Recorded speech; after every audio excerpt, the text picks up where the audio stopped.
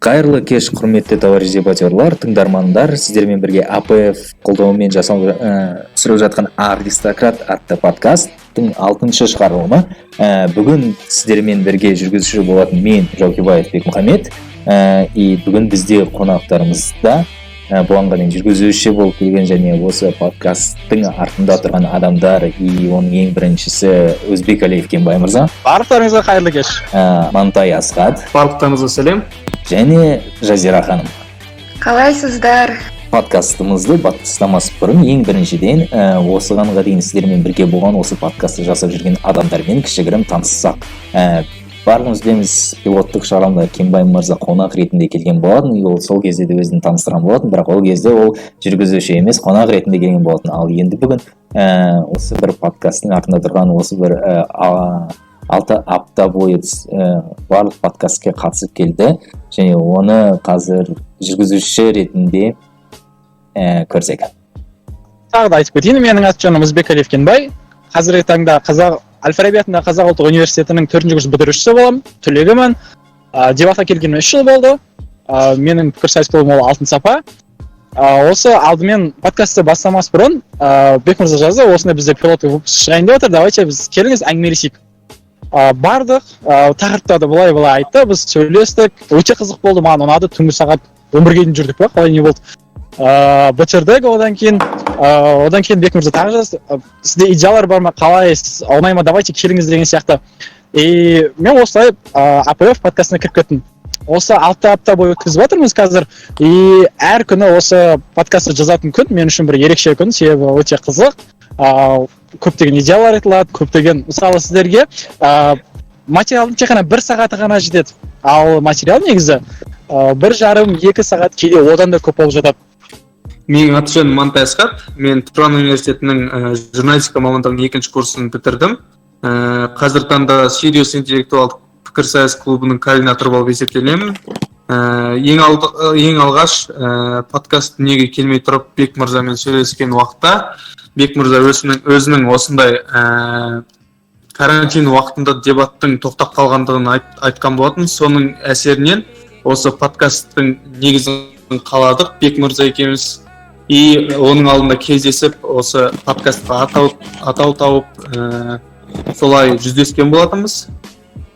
Қазір таңда біздің команданың құрамында 5 адам бар. Ең алғашында сол Бек мырза екеуміз бастағандықтан өте қарқынды дамып келе жатыр деп ойлаймын.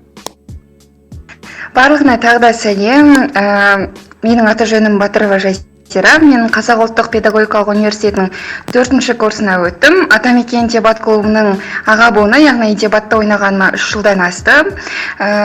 Подкастқа қалай келдім? Кенбай мырзадан басында мен подкастта Аристократ подкасты шыққандығын естідім, сосын подкасттарды тыңдай бастадым. Әр подкастты тыңдаған сайын маған жаңа идеялар келе бастады. Сосын соларды командадағы адамдармен бөлістім, және сол арқылы осы Аристократ подкастына келдім, және де ол үшін өте қатты қуаныштымын.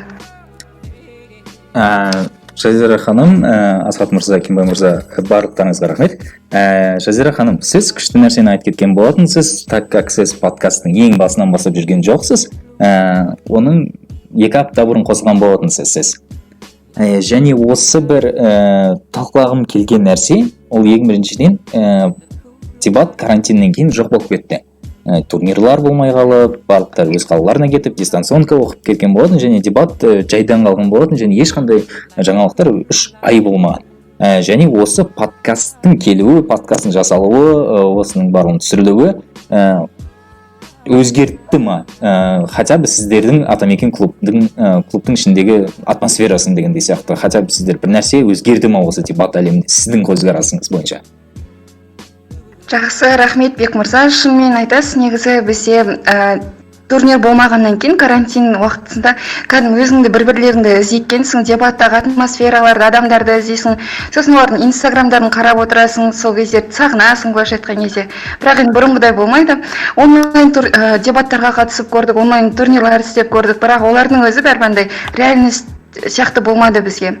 Одан кейін тағы да бір байланыс болды, олар микстейпте байланыс болатын, бірақ микстейпте кішкене әлсіреді, ол жақта турнир болмағаннан кейін сосын жаңа нәрселерді іздедік біз жаңағыдай не қылдық. Одан кейін осы подкаст аристократ подкасты шыққаннан кейін шынымды айтайын, мен дәл сол подкасттан бұрын инструктор Дебатовты оқып жүрдім, жаңағы дебатта қалай жеңуге болады деген сияқты кітаптарды, жаңағы нелерді қарап жүрдім кішкене.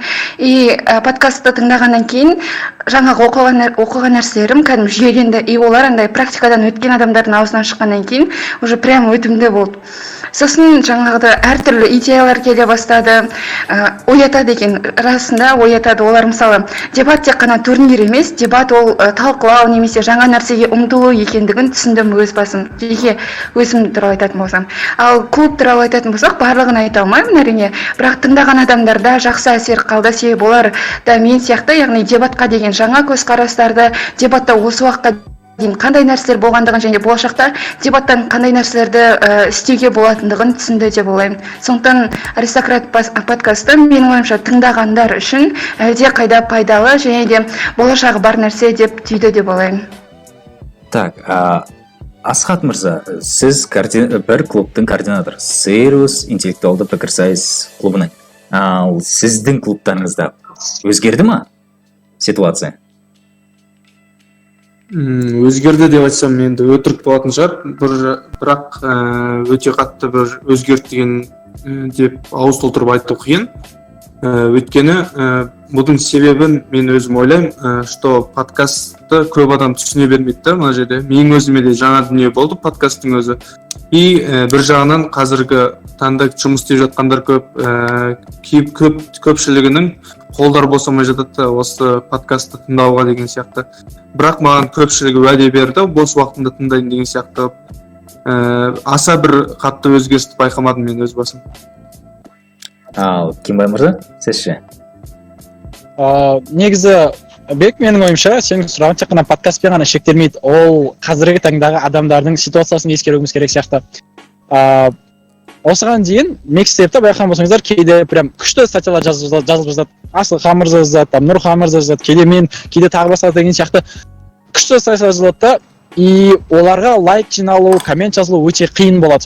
Ал какой-то бір әзілдер немесе олар болса, олар тура осындай жағдай подкастпен де болып жатқан сияқты менің ойымша. Әрине біз барынша қызық қылуға не қылуға тырысып жатырмыз, бірақ бізде именно белгілі бір клубты өзгертетіндей, толықтай өзгертетіндей бізде әлі серпініміз жоқ. Бірақ ескеру керек, клубтың ішіндегі адамдар бар, и олар үшін менің ойымша өтіп жатырмыз. Тыңдармандар бар клубтың ішінде. Мысалы өткенде координатор жайлы шығарында алатын болсақ, оны тыңдап, маған жазып, бұлай екен ғой деген сияқты менің орта буындарым болды. Маған ол өте қуанышты нәрсе, ал клуб дегенде мен нақты айта алмаймын.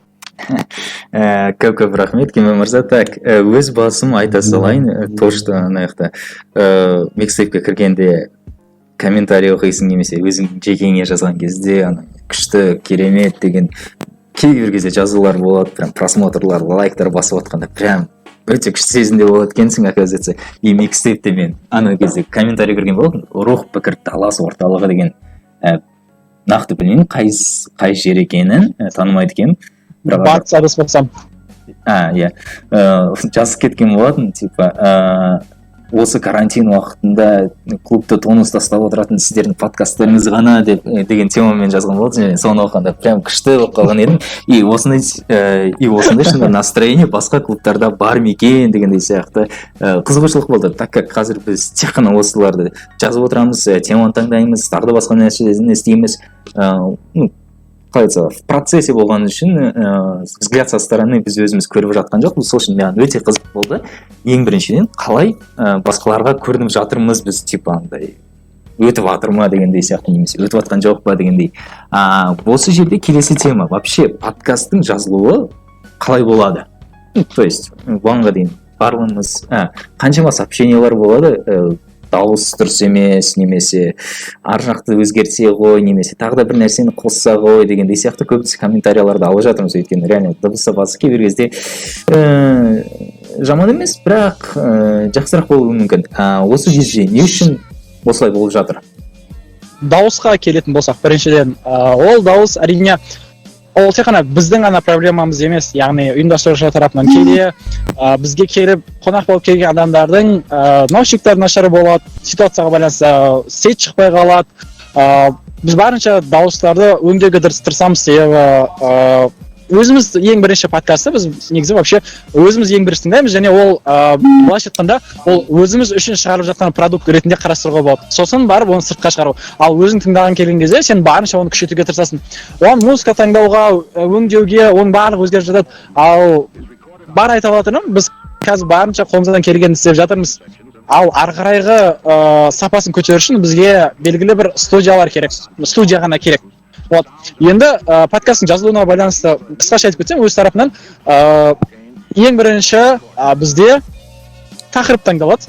Қазіргі күнге дейін тақырып ол әртүрлі нәрселер болуы мүмкін, бана аға буындар деген сияқты, координатор деген сияқты, и соған байланысты біз барынша осы тақырыпты ашып нақты айта алады-ау, немесе осы тақырып жайлы басынан өткені күштірек-ау деген адамдар. Әрине біз көп адам шақырғымыз келеді, почти барлығын шақырғымыз келеді, бірақ әрине сол адамдардың ішінен жекелеген адамдар таңдауға мәжбүр боласың. Себебі егер сен қонақ ретінде бір 3-4 адам шақырсаң, олардың әңгімесі уже 2,5-2 сағатқа жетеді. Ал 2,5-2 сағатты сен тыңдамайды. И сен мәжбүрсің сол подкастты белгілі бір рамкаға салуға.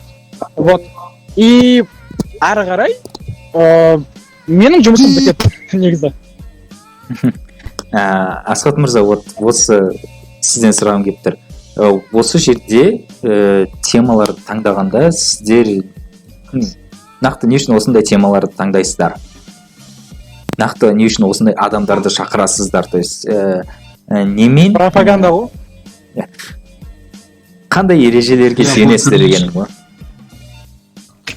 Біріншіден біз алдыға қарай 3-4 тақырып таңдап аламыз, и сол арқылы осы дебатта болып жатқан негізгі проблемаларды іздей бастаймыз. Ең алдымен ең бірінші қандай проблема болуы мүмкін дебатта.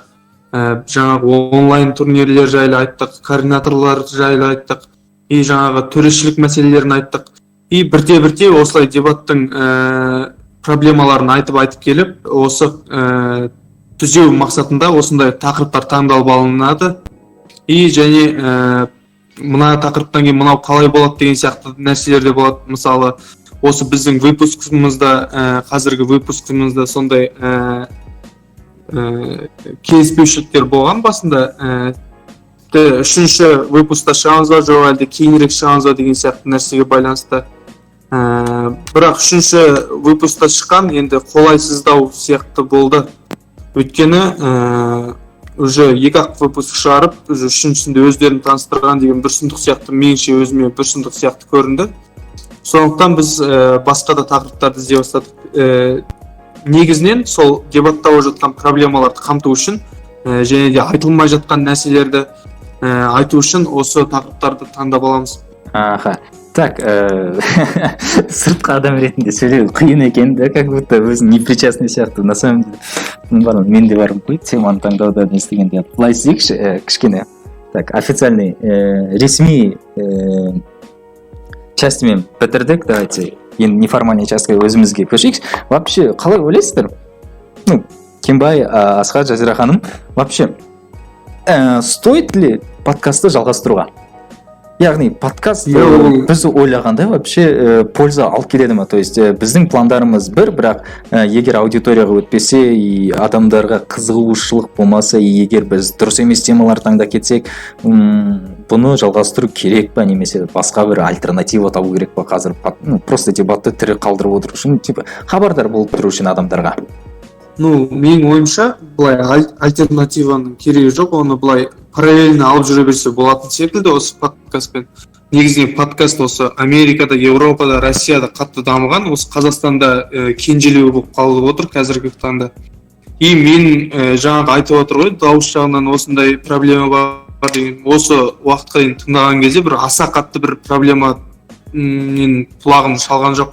И және тағы да плюсын айтатын болсақ, осы подкасттың плюсы бұрынғыдай видео көргендегідей емес, басқа да емес. Мысалы автобуста келе жатқанда тыңдай берсем болады бұны. адамдардың түрін көрудің қажеті жоқ. Мысалы көшеде де бүйтіп қолыңа ұстап жүрмесің телефонды, былай тыңдап жүре бересің. Сол жағынан ыңғайлы. Бұл ақпарат алу үшін өзің ақпарат іздеп жүрген адам болсаң. Негізінен подкастты жалғастырған меніңше дұрыс секілді. Қазір уақытта аудиторияда кеңейіп жатыр ғой біздің де.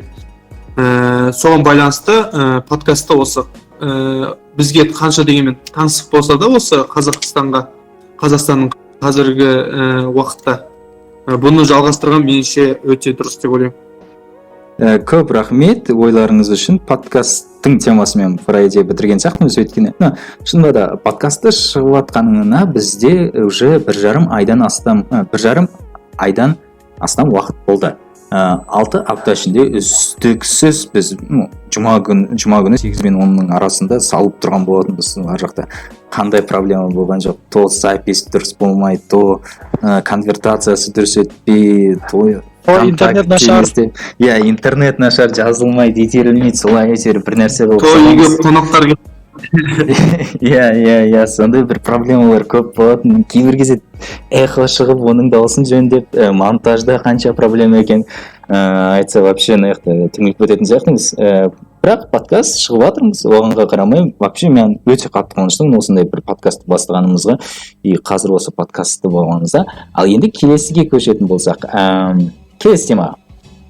Мысалы, осы сіздер ең бірінші сөздеріңізде айтып кеткен болатынсыздар. АПФ-тағы команда, то есть, яғни подкасттың командасы дегендей сияқты. Мен өзім былай ғой, бұғанға дейін адамдарда исключительно мнение бар да, то, что АПФ командасына немесе тағы да бір басқа жерде болсын командаға әйтеуір бір, қалай айтса болады, избранный адамдар кіреді немесе бір резюмені жіберіп, бір кастинг өтіп кіреді деген бір қандай мнение бар. Сондай бір мнениялар бар дегендей сияқты ғой. Бірінші жас бұны келесің кастинг, жұмыс күшіне кірсең кастинг, тура солай кете береді, и бір нәрсеге араласың келсе бірден танысу керексің, өзіңді көрсету керексің дегендей сияқты. Вот АПФ командасы, қазір бір адам кіргісі келеді, немесе вообще дебатпен айналысқысы келеді, бір идеялары бар, тағы басқа нәрселері бар. И осыған кіру үшін бір нәрсе керек па, немесе то есть, қалай вот осы мифті мен развеять еткім келеді, то, что АПФ-ке кіру үшін, өзінің дебатқа деген өз үлесіңді қосу үшін обязательно АПФ-ке кіру керек, и обязательно сол жақтан бір кастингтан өту керексің, и обязательно біреуге подчинение жасап, біреудің нәрсесін орындап жүру керексің дегендей сияқты. Қаншалықты о дұрыс? Жазира ханым, сізден бастасақ.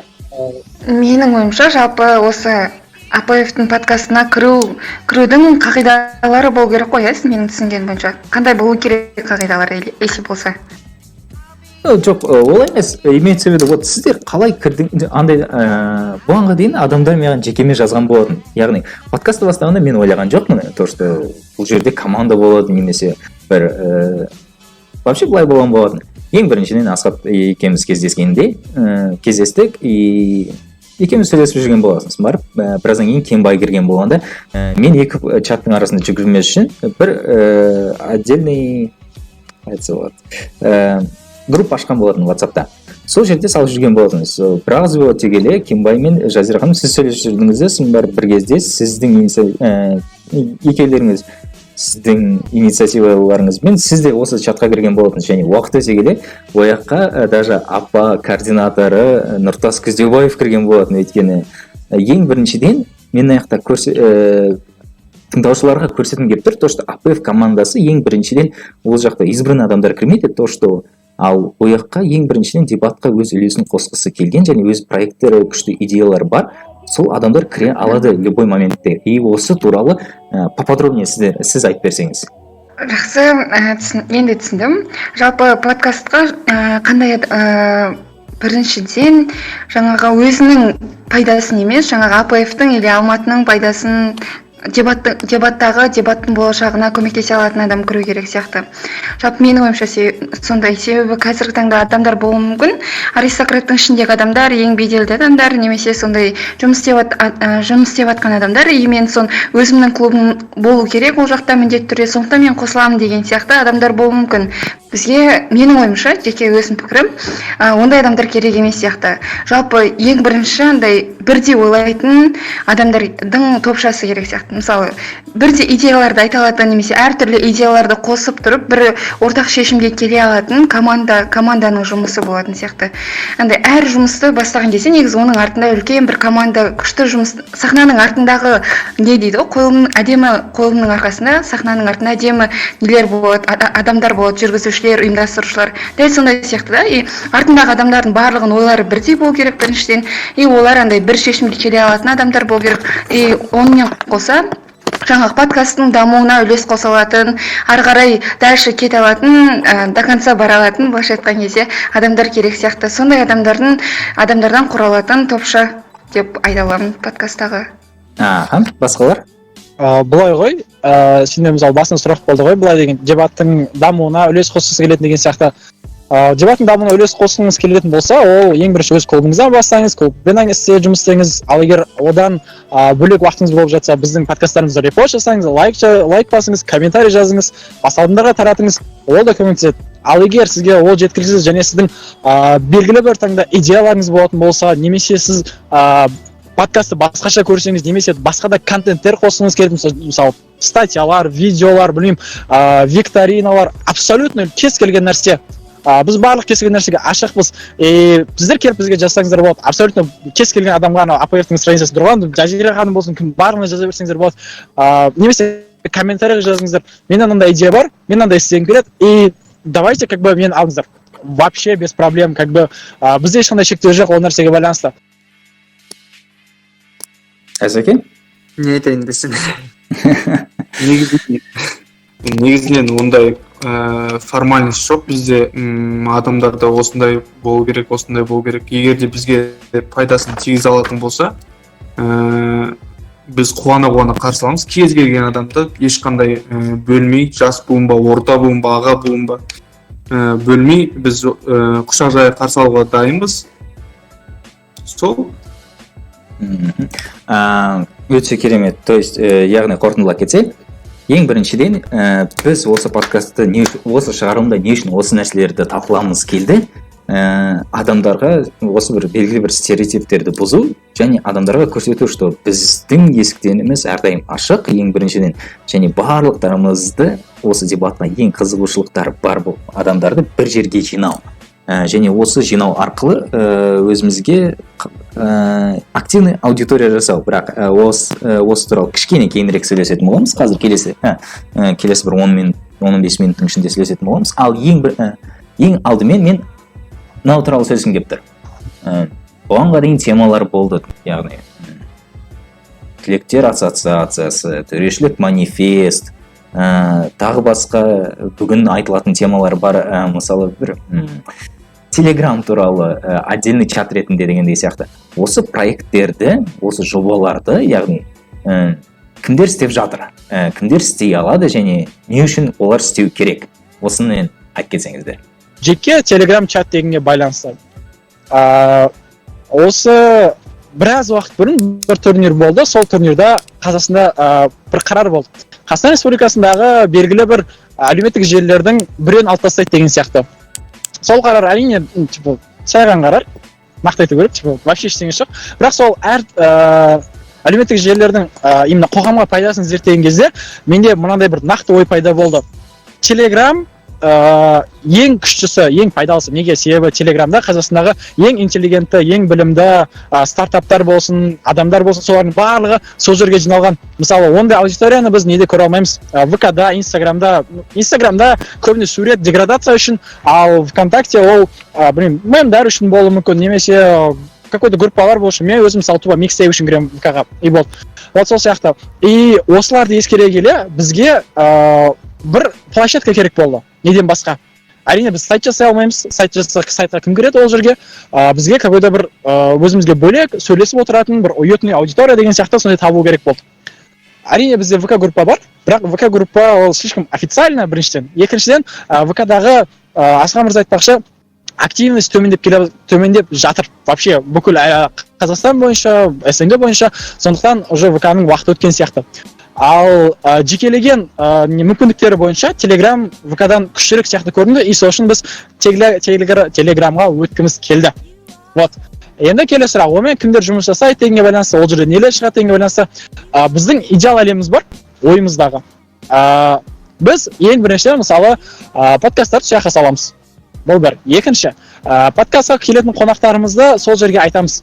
Яғни қазіргі таңда АПФ-тің шығарып жатқан продукциясы біреу ғана, ол подкаст. Ал ертең олар болашақта көбейетін болса, соларға инсайттар болсын, келетін қонақтар болсын, оларға қойылатын сұрақтар, олардың барлығын біз сол жақтан алуға тырысамыз. Себебі ол жақта біз именно біздің өзіміздің аудиториямызбен тікелей бетпе-бет дейді ғой, әңгімелескіміз келеді. Себебі аудитория қайда айтса, біз де сол жақта жүреміз. Себебі олар бізді тыңдайды, біз оларға контент істейміз. Вот кім не сұрады, сол деген сияқты. Кім жұмыс істей алады?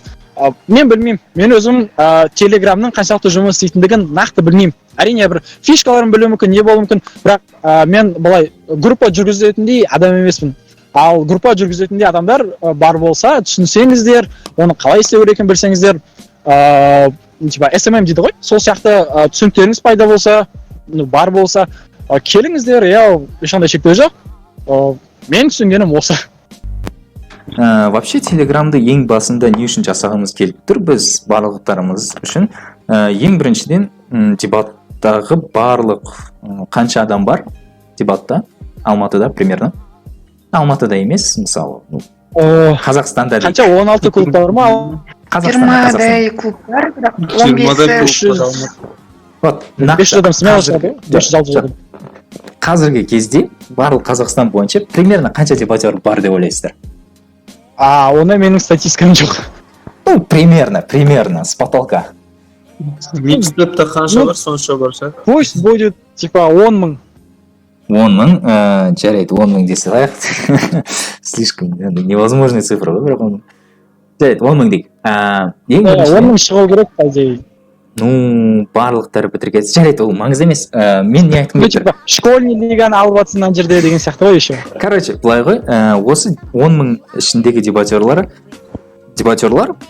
барлықтары дебат үшін келіп жатқан жоқ. Ну, яғни барлығы дебат үшін келіп жатыр, дебаттың бірақ біреуі клуб үшін, екіншісі ойын үшін, үшіншісілері тағы басқа үшін дегендей сияқты. Және андай нәрсе болады, аудиториялардың өздерінде бөлінеді, то есть есть основная аудитория, core аудитория дейді оларды, есть массовая аудитория, то есть потребительская аудитория. Жай ғана келеді, көреді, просто потребляет контент дегендей сияқты ең бірінші. Ал ең бірінші айтылған core аудитория, ол сол контентті жасауға көмектесетін, и грубо говоря, қандай да болсын ресурстың командасы болып табылады. Сол жерде ең активный комментарий жазатын, бөлісетін, барлықтарын айтатын, және өз ойларын қосатын, және өздері көмектесетін аудитория болып табылады. Өкінішке орай қазіргі кезде микстейпта болсын, АПФ-тің группасында болсын, АПА-ның группасында болсын, бізде ондай аудитория жоқ, өкінішке орай дебатта. Кор аудиториямыз жоқ. Және бар адамдар, мысалы Жазира ханым сияқты, Асхат мырзалар, Кебай мырзалар сияқты дебатты ұнайтын, солардың ішінде, хотя бы дебаттың ішінде бір нәрсемен айналысып жүретін, и дебатқа да өзіне де пайдалы болатын. Бірақ оларға біздей сияқты адамдарға өкінішке орай қазір ешқандай платформа жоқ. Және біздің нақты бір мақсатымыз Telegram каналды ашып жатқанымыз осындай бір адамдарды жинасақ деген. Яғни не на количество, а на качество жұмыс істегіміз келіп тұр. Сол жерде шынында да өз ойысымен бөлісетін, және ол ойлар нақты оқылатын адамдар біліп тұрады, және сол жерде өзі айтатын идеялар точно, былай болсын, бірақ басқалай да орындалатыны біліп тұрады, и сол жерде қалай айтса, дебаттың тусовкасын қайтадан басынан бастап жинағымыз келіп жатыр. Бұл ең бірінші цель, и бірінші мақсатымыз. Ал екінші, бұны қалай орындап жатырмыз? Ең бірінші, бұл жерде тек қана Алматымен шектеліп жатқан жоқпыз. Алматымен шектелген, қалай айтса, болады Алматымен, бірақ егер біз барлық Қазақстанды алсақ деген ойда.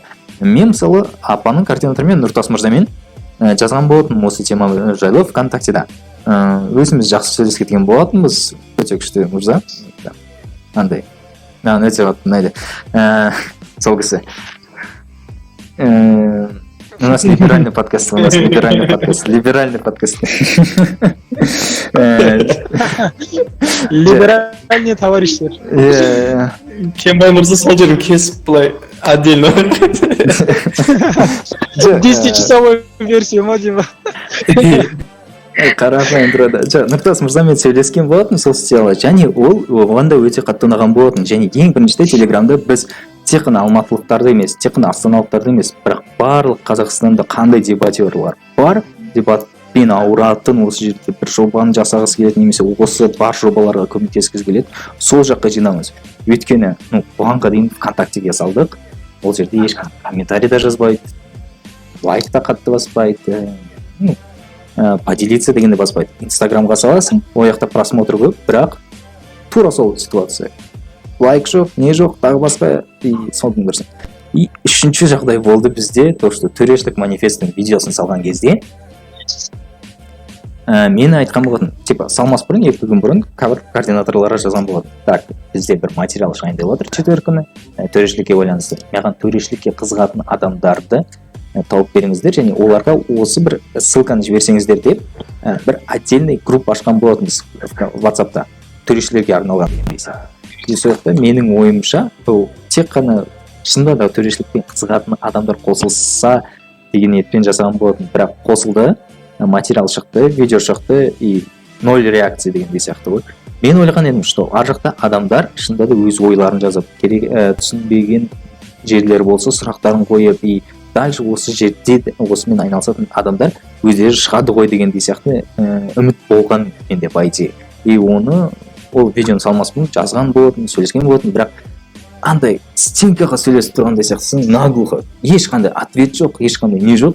И осыдан кейін қарапайым тұрғыда реально мотивация кетіп қалады, бірақ не отчаялись, и осы Телеграм біздің қалай айтса болады, осы бір проблеманы шешуіміздің бір деңгейі деп айтса да болады.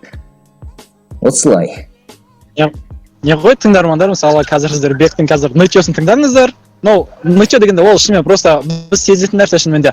Бекке қазір прям типа обидно болып жатыр, но бағанағы чатпен ситуацияны көрген кезде мен сырттан қарап тұрдым, и мен жарылғым, короче, бүйтіп видео шығады, видеоны группаға жібереді, WhatsApp группаға, ана жерде бір 30 шақты адам отыр. И сосын жібереді, айтады: құрметті достар, осы видеоны көріп идеяларыңызбен бөлісіңіздер. 55 адам отыр ар жақта, 55 адам. Окей, пофиг. Короче, сөйтіп сондай жазады, адамдар окей дейді да, типа айтады, типа осы видео бар, осы жайлы ойларыңызды бөлісіңіздер дейді. Адамдар окей дейді да, и болды, жоқ. Бек жарайды, бірінші күн жазған жоқ, екінші күн жазады ана жерге деп. Қайтадан көрген болсаңыздар, идеямен бөлісіңіздер, анау қайтадан тағы да окей дейді да, тағы дым жоқ. Мен нашы көріп жарылып отырмын оған деген болады, типа окей деп жаздым. Не болып отыр ана жерде түсінсіз. Вот осындай казусный жағдайлар болды. Менің ойымша ол нәрсеге реакцияның болмау себебі ол видео не вовремя шықты да былай. Қазір ешкімнің дебатпен айналысқысы келмейді, менің ойымша былай дебаттан демалып жүрген секілді меніңше ше. И дебатқа қатысты нәрсенің барлығына қазір бейжай қарайтын секілді меніңше.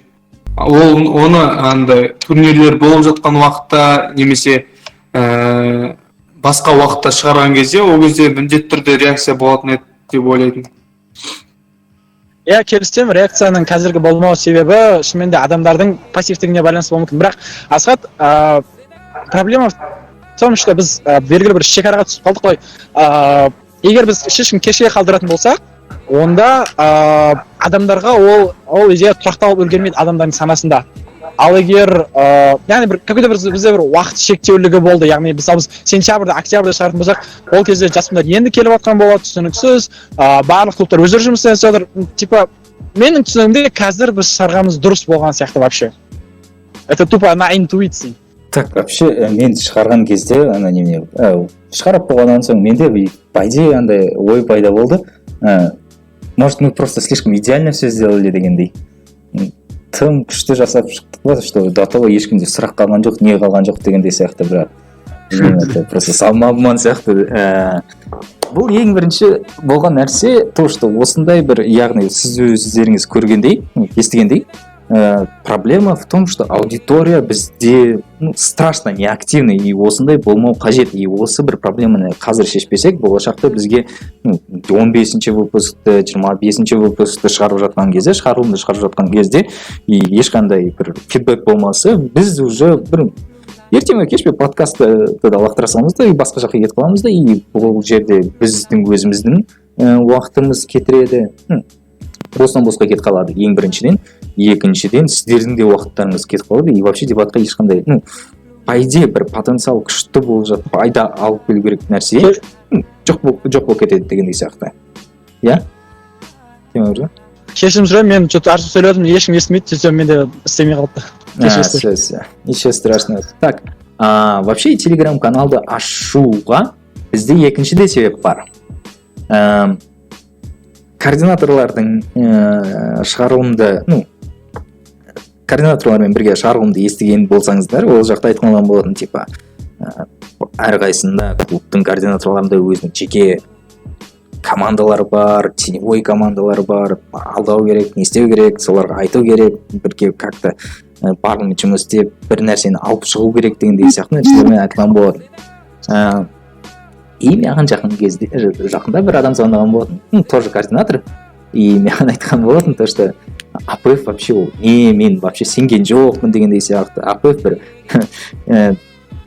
бір клубтың марионеткасы шығар дегендей сияқты, и мен де подставной адам деп ойлаған деп жүрген сияқты деген ойлармен бөліскен болатын менімен. То есть яғни мен подставноймын және бір клубтың үшін ғана жүрмін дегендей сияқты ойлар қалыптасқан екен. Интересно, қай клубтікі?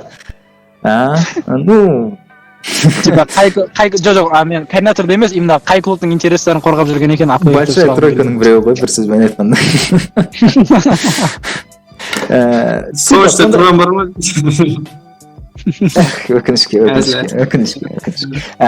Вообще сондай ойлар болған екен. Бір жылдың ішінде мен президент болған кезінде мен туралы осындай ой қалыптасқан болған екен осы координатор мырзада. Сын барып осы подкасттар шыға бастап, осындай бір нәрселерді жасап болғаннан кейін маған звондады, айтты, ашық сөйлесейікші дегендей сияқты. Жарайды дегендей сияқты. Ашық сөйлескенде сондай бір нәрселерді айтты, бірақ қазір сенемін, то что АПФ бұл шынында да жақсы екен, сіздер дебат үшін жұмыс істеп жатқандарыңызды көрдім, және мен де осы АПФ-тің командасына қосылғым келеді дегендей сияқты нәрсені айтты да. Мен сол кезде ойлаған болатын, зачем ондай адамдарды АПФ командасына қосуға дегендей сияқты. Это опять станет структуры дегендей сияқты да. АПФ-тің жеке клуб болып кетуі мүмкін дегендей сияқты да. Ондай командалармен қосыла берсе, ертең жиырма адам болса. Сондай бір нәрсе, не очень вариант дегендей сияқты. Тоже вариант, но неприемлемый. Сол үшін ең біріншіден АПФ-тің ашық жұмыс жасауын көрсету үшін, вообще жұмыс жасап жатқанын, және ең біріншіден ол жақта бір какой-то отдельный личностьтер емес, реально любой адам келіп жасай алатынын көрсету үшін, және олардың барлығын сөз емес, просто обычно болады ғой, біреулер айтады, бірақ на деле не так емес, сөзбен ең біріншіден және іспен көрсету үшін осы телеграм чатта бізге керек болып тұр. Өйткені ертең шынында да сіздерде бір идея болып қалса, бұғанға дейін просто тыңдап жүре бере аласыздар. Подкасты болсын, немесе тағы да басқа нәрселер болсын, төрешілік туралы материалды оқи бере аласыздар. Бірақ ертең болмасын, бір аптадан кейін бір идея туып қалса, менде мынандай идея тұрды, мен кіммен бөліссем бекен дегендей сияқты ой келмес үшін сразу телеграмға кіресіздер, сол жақта жасасыздар. Менде мынандай идея бар дегендей сияқты. И сол жерде кімге қызық, солармен талқылайды и бір шешімге келеді. Типа стоит, не стоит, немесе жасау керек па, жасамау керек па, жасаса қалай жасайды дегендей сияқты. Сразу керек емес, ол жаман дегендей сияқты негативпен емес, сразу талқылауға барысында қалай жасаса болады деген ең бірінші атмосфераны, то есть дружелюбный атмосфераны қалыптастыру болып тұр. И барлығына ыңғайлы, барлығына қалай айтса болады, open free дегендей сияқты платформаны құрастыру бізге қазіргі кезде ең үлкен приоритет болып тұр, және осыған ең біріншіден осы тыңдап жатқан адамдардың өздері де, сіздер осы тыңдап жатқан сіз өз үлесіңізді қоса аласыз. Банально комментарийда жазып кету, өз ойларыңызды қорықпай-ақ қойыңыздар, немесе бөлісуде де қорықпай қойыңыздар. Это все ради блага дебатов, өздеріңіздің де пайдаларыңыз үшін десе де болады. Кімде қосар бар? Алып қосарым жоқ. Жазира ханым? Толықтай келісемін. Бізде АПФ-та андай ғой, Қазақстанның парламенті сияқты бір ауыздан ғой бізде бәрі. бір ауыздан қолдаймыз ғой. Ең бірінші подкаст шығарып отырған кезде мен ойлаған жоқпын, то что осылай болады екен деп, типа телеграмда ашамыз, манифест болады и вообще Астанамен апамен бірге коллаборация жасап осындай телеграм чат ашамыз дегендей сияқты нәрсемен істейміз деп менде вообще ойдан келмеген болатын. И вообще қазір қызық болып көрініп жатыр осының барлықтары. И осылай жағарлығы жалғаса беретін болса, болашақта неге алып келуі мүмкін вообще осының барлықтары, қалай ойлайсыздар? Егер телеграм чат реально біз ойлағандай жұмыс істей бастаса. Бізде болғанға дейін ВКонтактеде АПФ-тың группасы бар, микстейптің группасы бар, АПА-ның, Иленің, тағы басқа бір мыңдаған группалар бар. Вроде бы осындай цельдар қойылған. Немесе қойылмаған, білмеймін нақты, өйткені құру барысында мен болған жоқпын қандай цельдар қойған алдында. Бірақ ол жақта да ол потенциалдары примерно осындай болды. Аудиторияны жинау, сол жерде бөлісетін, ойлайтын, айтатын. Бірақ өкінішке орай ол жақта бұның барлықтары іске аспай қалды. И телеграм каналды мысалы бізде осы бір нәрсе іске асса, қандай пайда болады дебатқа деген сияқты, немесе жеке адамның басына? Енді телеграм енді ыңғайлы, бір жағынан барлығына ыңғайлы платформа деп есептеймін өз басымша. И көптеген ақпаратты қазіргі таңда сол инстаграмнан немесе ВКонтактеден оқығаннан көрі телеграмға кіріп сразу оқи берген өзіме ыңғайлы болып есептелінеді. Қазір өзім солай ойлаймын. Меніңше осы телеграмға ВКонтактеге қарағанда осы телеграм кішкене ыңғайлы болып келеді деп ойлаймын. Анау басында айтып кеттім ғой мен, телеграмда көбіне интеллектуалды адамдар отырады деген сияқты да. Солардың бір чатында бардым да, и ол жерде адамдардың арасында коммуникация бола жүреді. Бір жаңадан келеді адам, ол бір нәрсені түсінбейді, допустим, программаны түсінбейді. И ол сұрайды, программаны қалай білу керек, анау деген сияқты. И ана жерде кәдімгідей біраз әңгіме басталады. Біреу мынандай айтады, біреу мынаны айтады, и олар таласады типа. Сол жақта үлкен қызық әңгіме солай болып жатады ол жақта. Ал жеке өзіме келетін болсам, мен білмеймін, телеграмды қатты қолданбаймын. Тек телеграмға сол адамдармен сөйлесу үшін ғана, немесе просто бар, сол үшін ғана. Бірақ мен білетінім, Өзбекстанда, басқа Азия мемлекеттерінде телеграм өте қатты дамыған. Неге? Себебі адамдар өте көп әңгімелеседі. Егер біз де именно пікірсайысшыларға телеграмды сол жағынан көрсете алатын болсақ, яғни әңгімелесу WhatsApp чат ретінде көрсете алатын болсақ, онда адамдар WhatsApp сияқты сөйлесе алады деген үмітім бар менің негізі.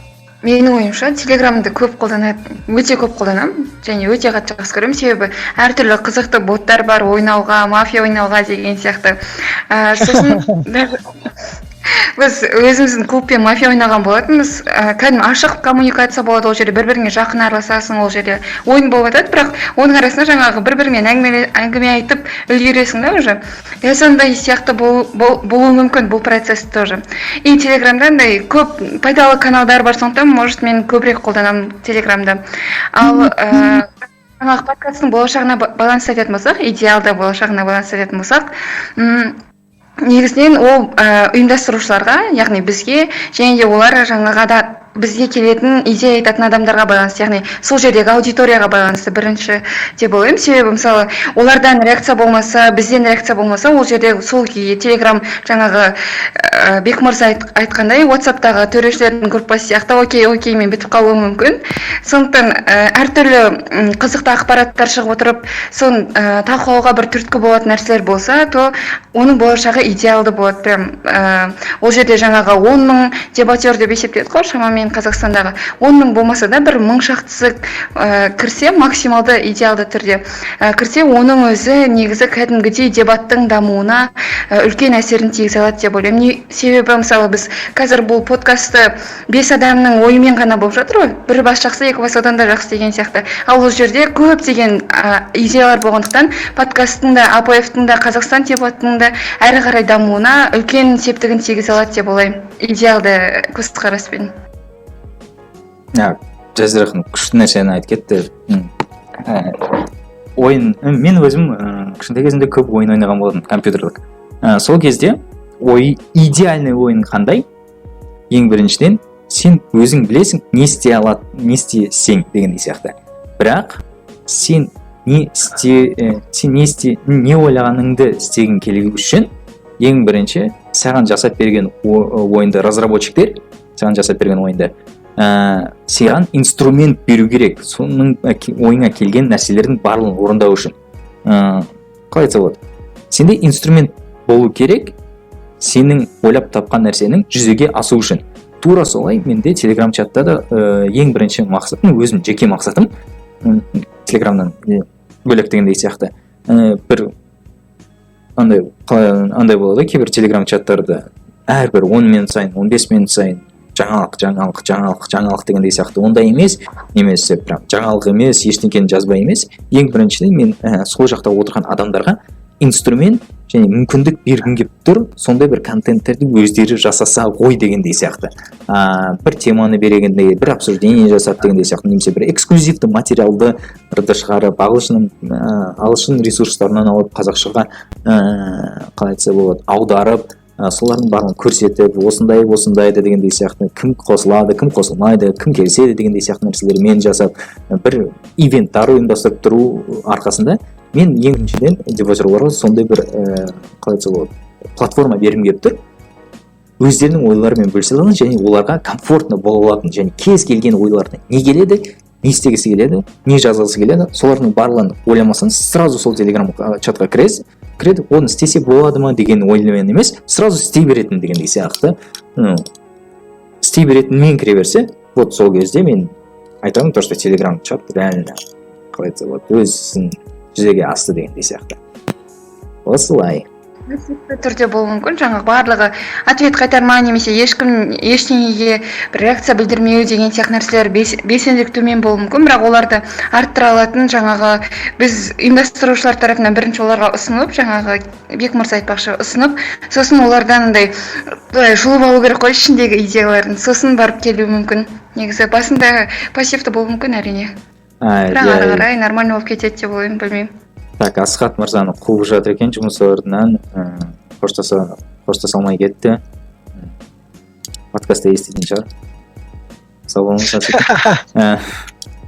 Мынандай нәрсе істеуге болады ма? Телеграмда бүкіл группадағы адамдарды аноним қылып тастайтын. Вот мен осыны бір уақытша. И сосын аламызда қалаған адам қалаған әңгіме айтады деген сияқты бар ғой. Негізі жаңа менде тоже сондай идея болған, жаңағы адамдар өз идеясын айтудан қорқады басында жаңағы. Мен қазір мынандай деп айтсам, АПФ-та мынандай нәрсе нашар, сапасы нашар деп айтсам, олар қазір мені қалай қабылдайды, мына жерде 1000 адам отыр ғой, қазір мені сынап тастайды деген сияқты ойлар болуы мүмкін оларда. И вот тоже ойлағам, Кембай сияқты жаңағыдай анонимно істеп тастаса, ешкім кім екендігі білдірмей, солай жаза берсе деген сияқты. Сонда кішкене адамдар қорықпай жаза беретін сияқты. Себебі қазақтардың барлығы өздерінің идеяларын білдіруге қатты қорқады ғой сыртқы реакциядан. Ерғат мырза жасап жүрді ғой. Не деген сияқты анау бір түн бойы там сұрақтар қойып оған жауап беріп деген сияқты ғой. Қызық болды по-моему менің ойымша. Иә, біз негізі мектепте нелерді андай ханшайым, ханзада бірдеңе дегендердің барлығын анонимно істедік Google формамен.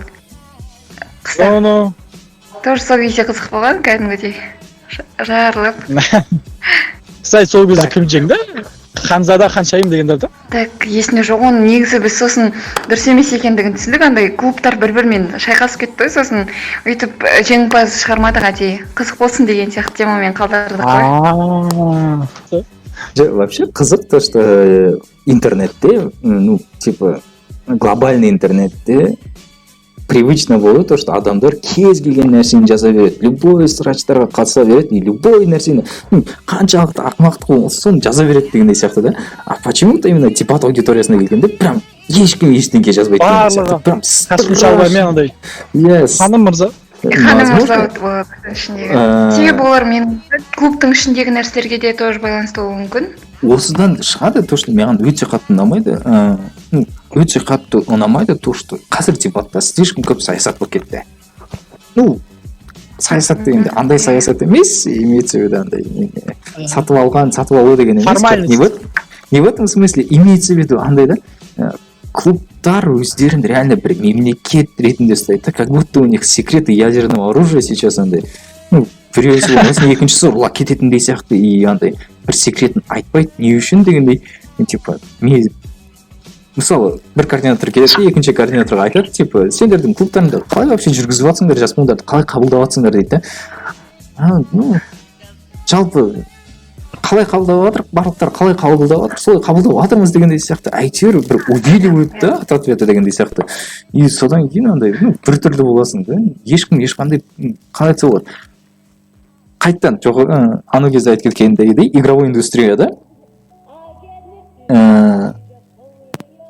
индустрияда ойын жасайтын компаниялар Electronic Arts, тағы да қандай бар, Rockstar, Ubisoft, жыл сайын CD Projekt Red, по идее оны CD Projekt деп оқиды екен, оказывается, польшада. Не суть, былай екен, осылардың барлықтары игровой индустрияның компаниялары жиналады бір жерге, Gamescom-да, E3-да, ТГА деген конференциялар бар өздеріне, жылына бір рет болып тұратын осындай конференциялар бар. И өздерінің личный тусовкалары болатын, тусовкалар бар, конференциялар бар, еще, короче, жылына сондай конференциялар 10 шақты болып өтіп жатады. Сол конференцияда барлық компаниялардың разработчиктері, программисттері, PR-менеджерлары, HR-лары, барлықтары кім келе алады, кім келгісі келеді, кім келе алады, келеді да, и сол жерде қазіргі кездегі игровой индустрияның проблемасын айтады и оның шешу жолдарын шығарып тұрады. Тура солай, кажется, Евросоюзда free-to-play моделімен проблема болған болатын, және барлық европейский разработчиктер жиналды да, Евросоюзбен диалогқа шықты, соның барын шешуге көмектесті. Хотя Ubisoft, мысалы, басқа Польшадағы компаниямен невыгодно, да, оның барлығын шешу. Яғни, конкурент, по идее, на рынке, ол жақта уже реально үлкен ақшалар ойнап отыр, миллиондап доллардан ойнап жатыр, бірақ бәрібір де бір-біріне көмектесті сол проблеманы шешу үшін. Почему-то дебатта бізде ондай сумма да жоқ, бюджет те жоқ, вроде ешқандай емес, наоборот, бір-бірімізбен бөліскенде қалай айтса болады, движение пайда болады, бірақ өкінішке орай біздегі қазіргі таңдалған координаторлар өте үлкен секрет айтыла бастайды дегенге сияқты. Реально Пентагонның секреттарын охранять ететіндей. Осы маған ұнамайды, и осы проблеманы шешу үшін қайтадан телеграм чатты ашқымыз келеді деп айта салайын. Өзі телеграм чатты реально барлық жақтан сөйлескен сияқтымыз.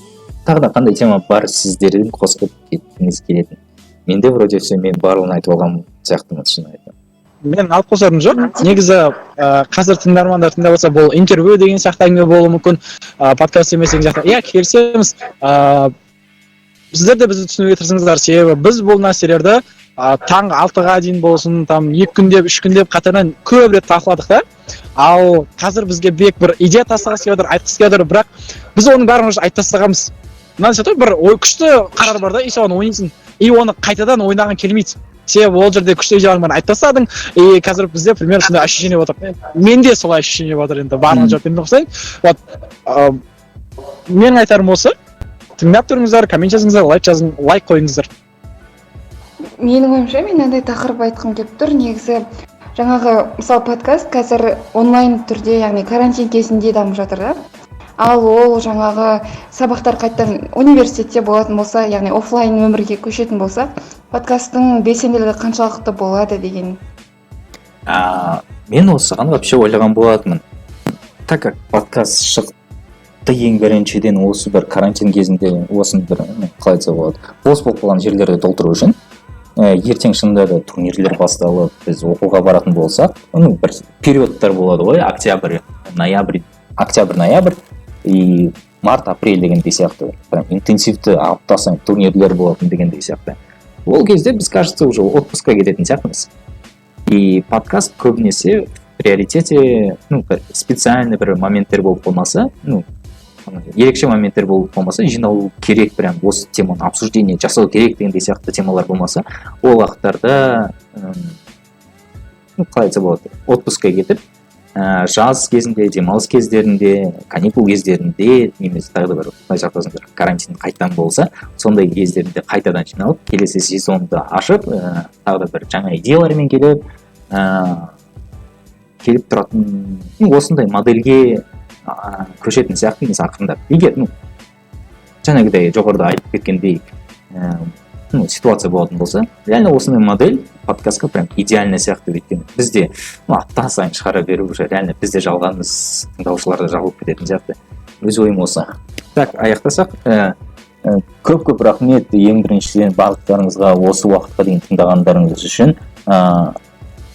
Бізді подкастымызды бітірмес бұрын біз сіздерге айтқымыз келеді, біз тек қана ВКонтактедағы подкасттарда емес, біз еще Apple подкасттарда, Spotify, Pocket Cast, Яндекс.Музыка, Breaker, Castbox, Overcast, Radio Public и ең бастысы 1-2 күн бұрын еще Google подкастқа шыққан болатын. И қалаған бір платформаларыңыз болатын болса, любой енді платформада бізді тыңдай аласыздар.